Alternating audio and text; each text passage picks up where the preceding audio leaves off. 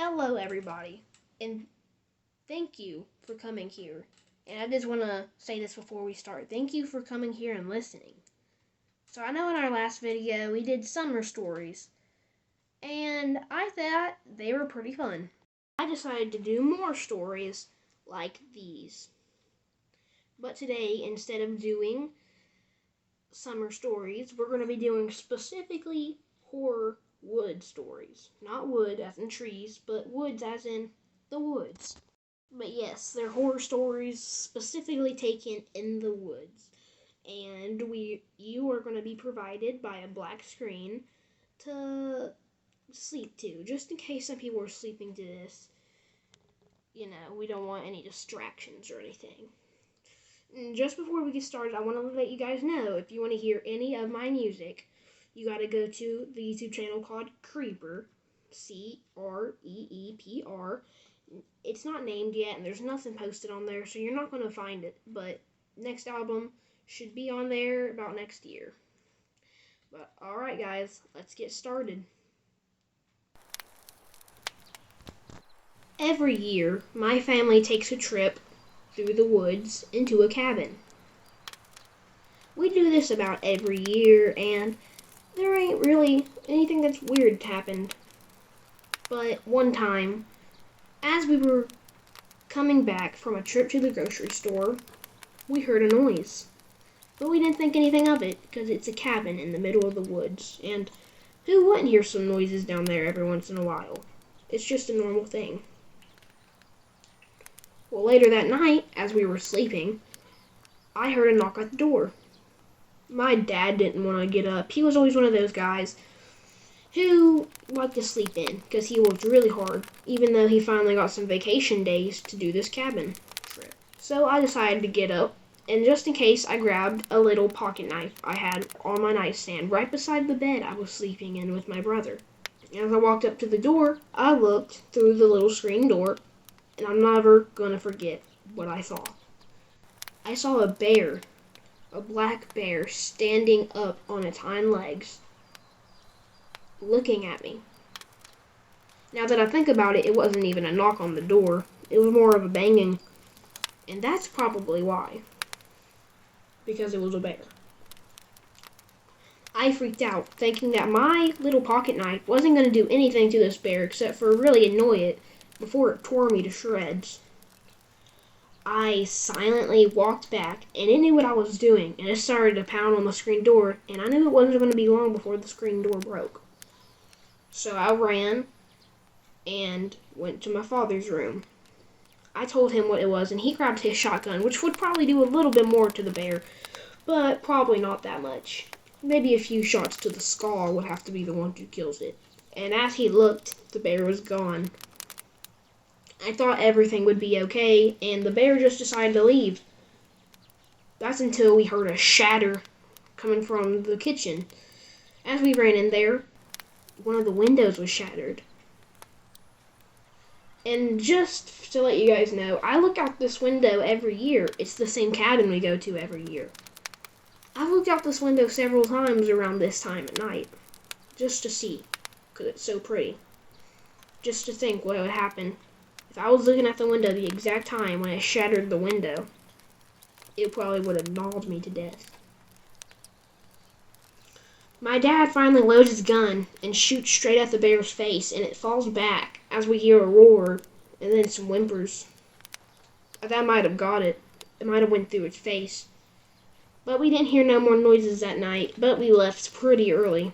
We gathered everything, got the kids and everyone else, and we ran to our car and sped off like our life depended on it, and it really could have.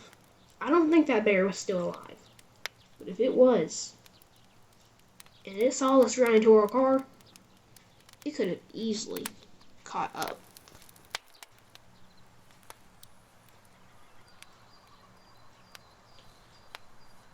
I am a 37-year-old man. I really like horror stories and scary movies, weighing about 400 pounds, so I decided one day that I need to lose weight. A few years ago, when I realized that I started hiking this trail out through the woods. It was just a little hiking trail. It goes up a little hill, down the hill, and then you walk on this wood bridge to go back. Well, at the very tippity top of the hill, there's this large tree with a little hole in there. And somebody might be able to fit through there. Not me, of course, but some people. Keep this in mind as I tell the story. So, I've hiked this trail every single day for at least 3 years, and I felt it getting easier every single time. But about Thursday, I was walking through the trail. I felt like it would just go as normal. I had no bad feeling until I got to the really big tree up top. I looked into the little hole because I felt like there was something horrible in there waiting for me. And there was. There was a man in there. He looked homeless, but he had some kind of weapon on him. Kind of looked like scalpels, maybe scissors. And when he saw me, he climbed out of the tree and ran at me with his scissors. And I sprinted straight down the hill faster than I ever thought that I could ever possibly sprint. I never thought that I would run as fast as I did that day. It may be because I was running down the hill, but adrenaline is a heck of a thing when you're in a situation that I was in. And he sprinted after me, and I heard his footsteps. It was so intense, and he gained on me at one point. I could have won an Olympic medal that night if I wanted to. But I just did never have the adrenaline before to run like that. And eventually I finally made it to my house, and I closed the door, locked everything, all my windows, grabbed my phone, and dialed 911 in at least 1 second. And I put the phone up to my ear and told him about it. And then when the police showed up, he was nowhere to be found. They just told me if they see him again, call them and leave my doors and windows locked from now on if he followed me, because he knows where I live, and if he really wanted to kill me and my windows or doors were unlocked, he could easily walk in there and end me.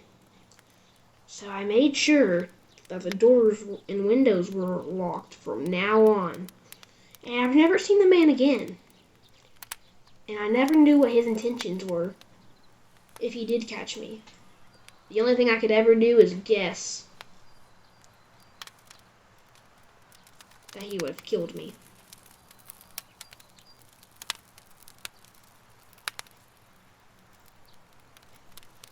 I love the wilderness. I love it so, so, so much.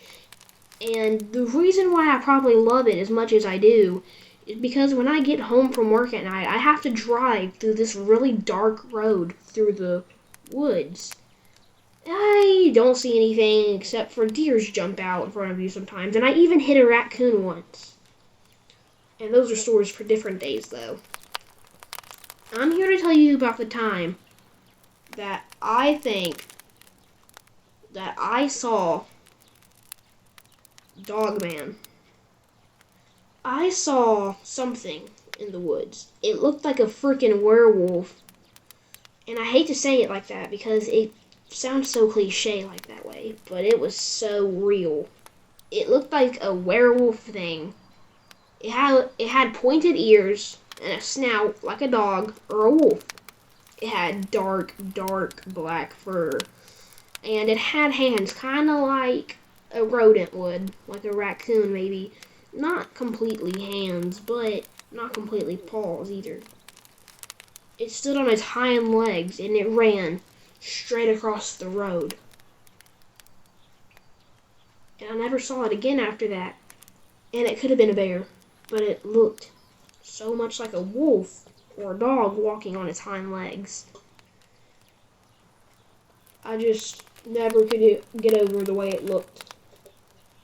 And I don't think that I'll ever go through that spot the way I did all the other times.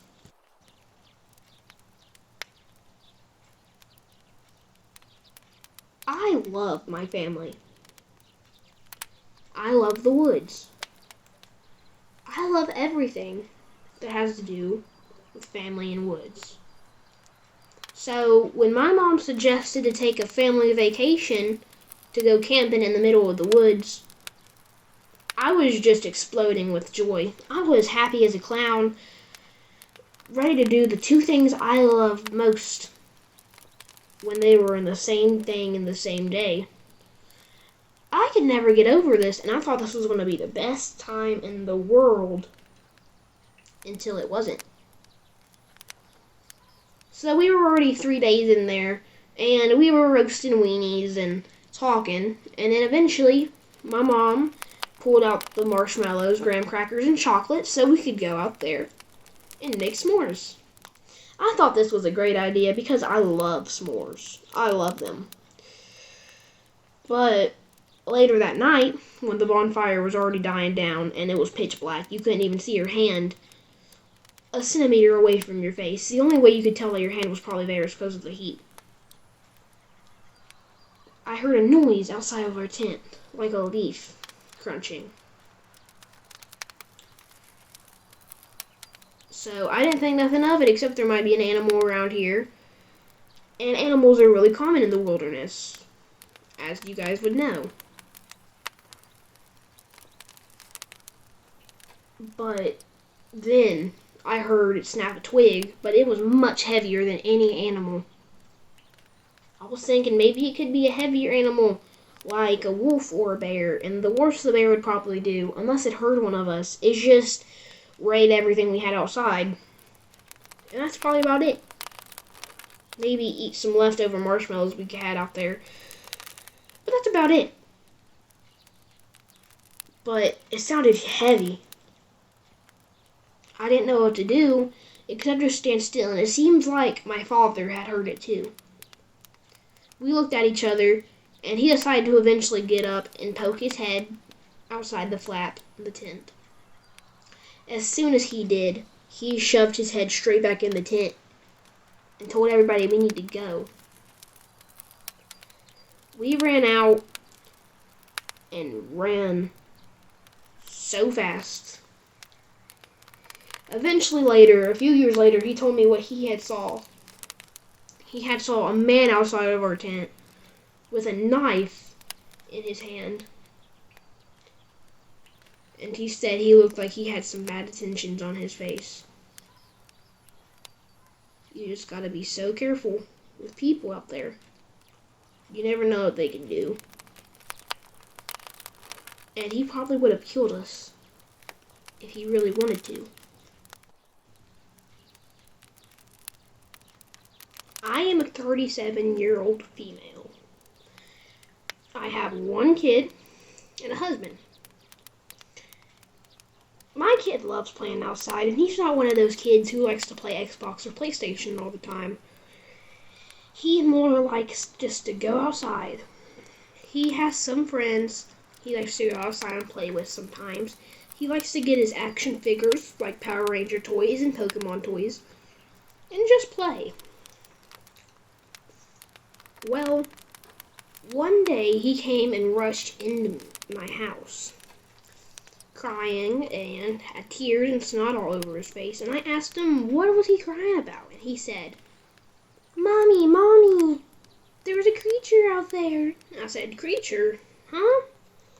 And I go outside, and he shows me where he saw the creature, and shows me at least a 6'7" tall black bear standing up on his hind legs. Oh, heck no.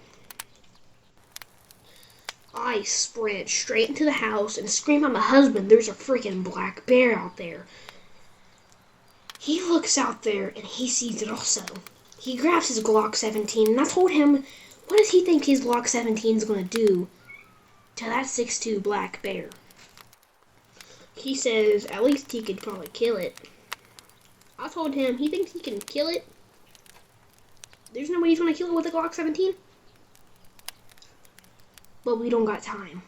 Because when it ran at my kid, I went into fight or flight mode. And I was thinking, he was in the way of our car. We could never get over there without the black bear killing all of us. So I told my husband just to go ahead and shoot it. Try to shoot it. He shot it, but it barely did anything except made the bear so angry that he roared, and it was one of the loudest sounds I ever heard. It was horrible. It just made him mad, and my husband loaded at least one single round into the black bear. But the black bear was just too fast, and it bit my husband straight in his arm. He screamed, which is probably the second loudest sound I heard, because he was right beside me, and I grabbed his gun, trying to see if there was more bullets when I shot at it, but all I heard was a click noise, and I realized that my husband had loaded his whole round into the black bear. It started to gnaw my husband, though, and I told my son to grab a nearby stick and beat the bear while I bash it with the butt of my gun. He said okay, and I never should have put my son in that kind of danger to hit a black bear with a stick, but his father wasn't going to make it if I didn't help him. And I told him to forget the stick, grab the rock. He ran up, and he is such a savior. He is such a smart kid. He is amazing. He tried so hard to fight off that black bear because he slammed the rock straight onto his eye. The black bear got angry at this and turned to my son, and my parent adrenaline flipped on. I wasn't having that. I took the sharpest rock I could find and started stabbing at the bear, cutting it a few times, but it just stood up and collapsed on me, trying to gnaw me also. I had no clue what to do about this except for just squeal, squirm, punch the bear in its weak spots. By this time, though, my husband was up, grabbed his gun, took my son, put him in the bathroom, grabbed another round, and shot at the bear more. But this time, the bear got a little bit more hurt by this. I still have a large cut on my arm from the bear trying to gnaw at me to this day. I eventually realized that I was going to have some issues if this bear kept trying to get me. So I told my husband to grab my son, and he gave me the gun, and I fired the last few bullets into its face as my husband grabbed my son, and we ran into the car and sped off. We called almost everybody. We called 911, Animal Patrol, everything, and we sped off to the hospital to where really my husband, me too though, had to go straight into ER, but my husband was horrible. He got gnawed so badly. I just had a little cut on my arm, not really little though, it came down all through my arm, and a little bit of cut on my bicep, but other than that I was fine. My husband though, on the other hand, he's alright, but he suffered much more damage because he was gnawed for a total of at least 7 seconds by this bear, when he was just on me for about 3 seconds before my husband sprinted good enough to win an Olympic medal to grab the gun and shoot it in the face more. My son was completely fine though. I just can't believe we actually survived. And I can't believe how hard it is to kill a black bear. I'm sorry for the story that's about to be told. It's a little graphic, but not really. Me and my dad were taking a trip through the woods.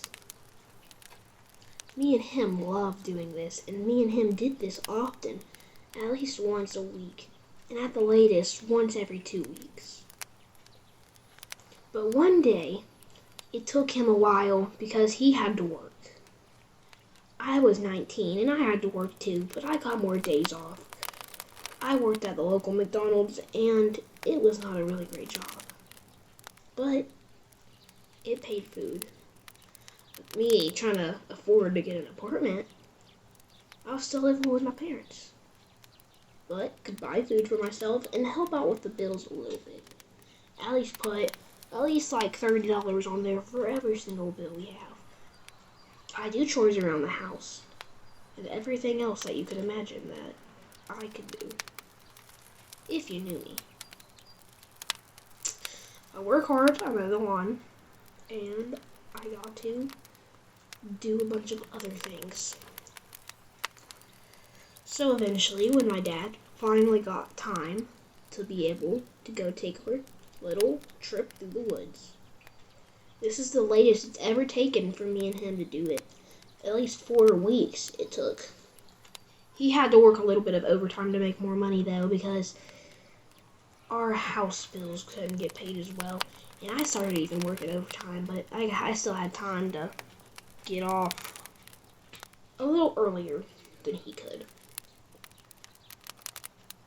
Well, as we were walking through the woods, I was telling him how great it was to finally be able to do this again.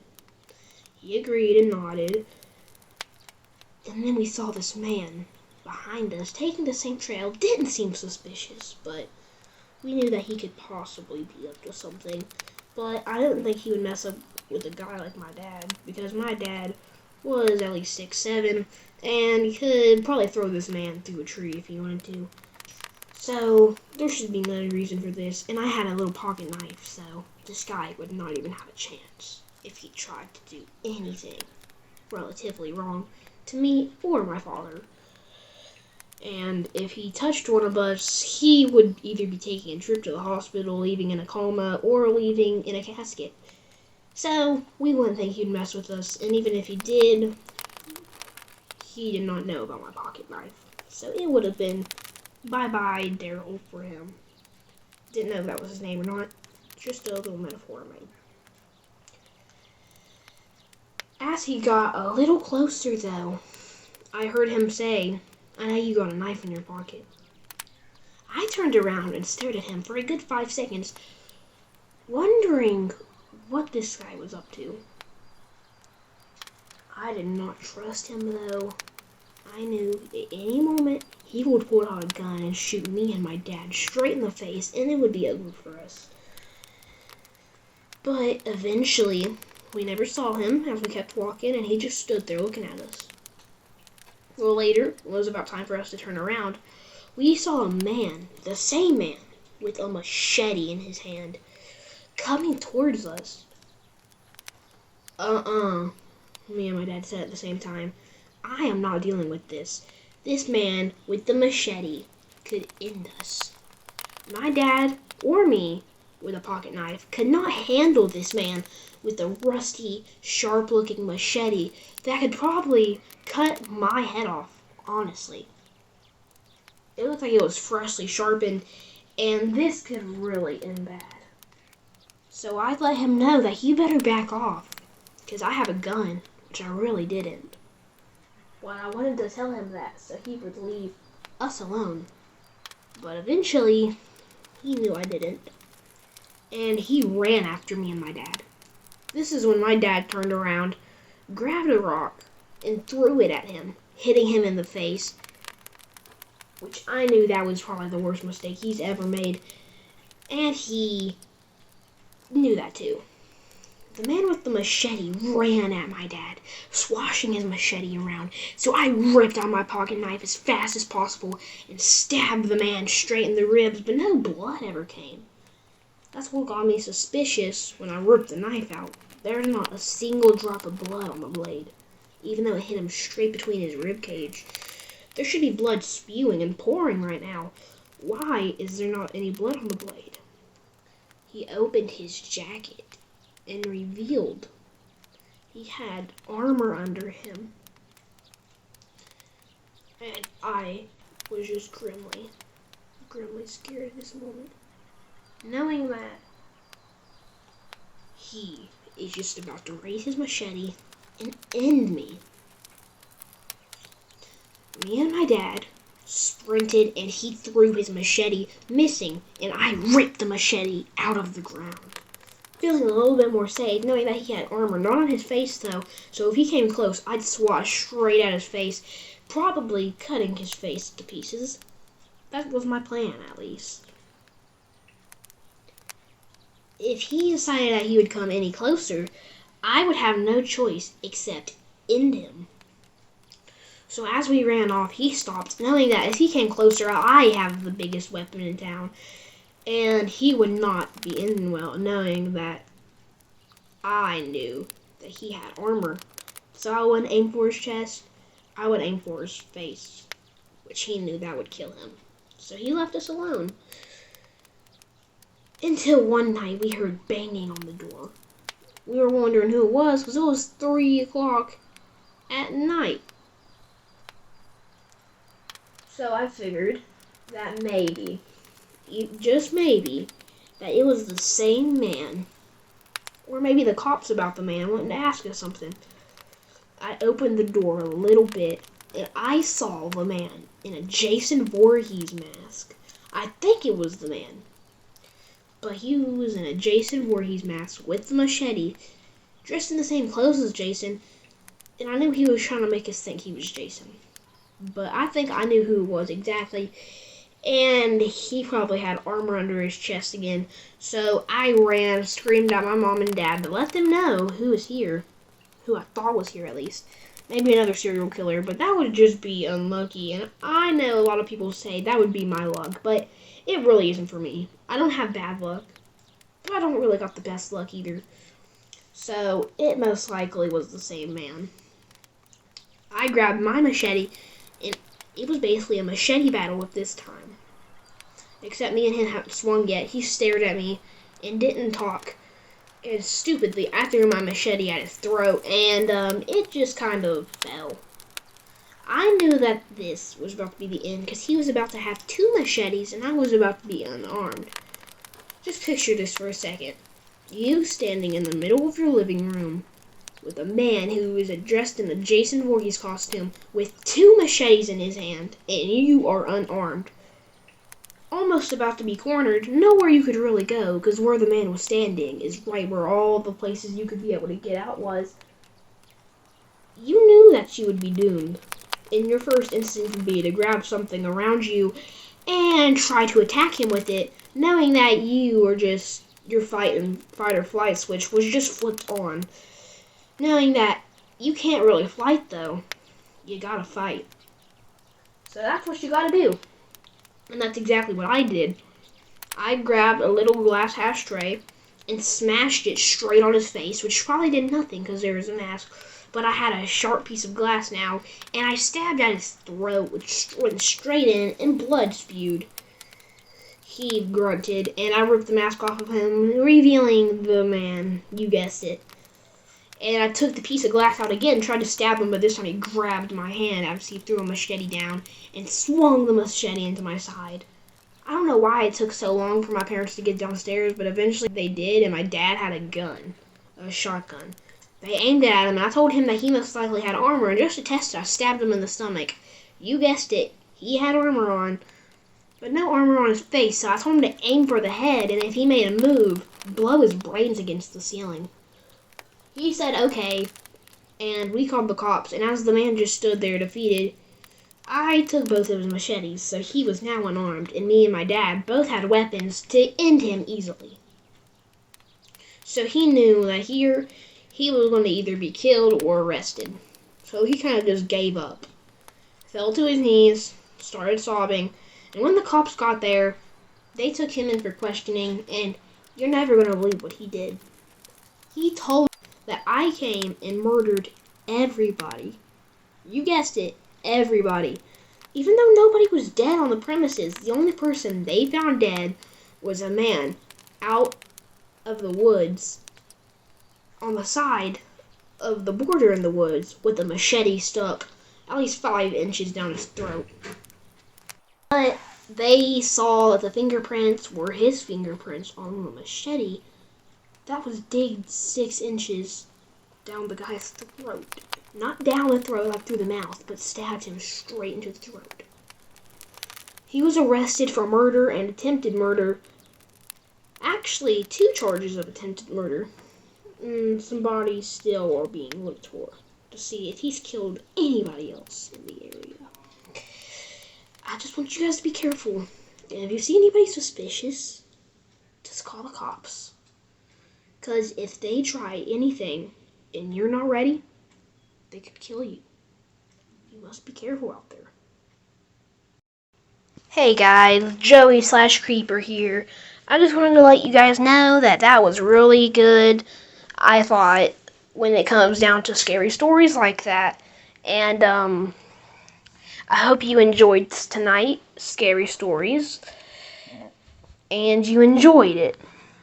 And that guy who was dressed like Jason, man, he sounded crazy. I gotta mow the lawn later today, so by the time you hear this, I'll probably have the lawn mowed. And that isn't really important. Don't know why I said that, but I said it, so I said it, yeah. Like I said, next album next year, you want to hear that, you better post, not post, ow, I stubbed my toe. Go to Creeper, the YouTube channel Creeper. I'll spell it for you, Creepr, and it will be on the screen right now. But yeah, guys, just thank you for listening. I better sign off. And I'm just letting you guys know that I hope you enjoyed these stories, and I made these up myself. So, you know, I just hope you enjoyed those, and I better sign off now. So, I'll see you guys later, and I have some Gelass news gotta come up on Friday, if you guys like the Gelass news. If you're asleep, I'm sorry for disturbing you if you're not. It might go to my next scary story, it might go to some other scary stories, but, yeah, guys, stay scared, and I'll see you in the next one.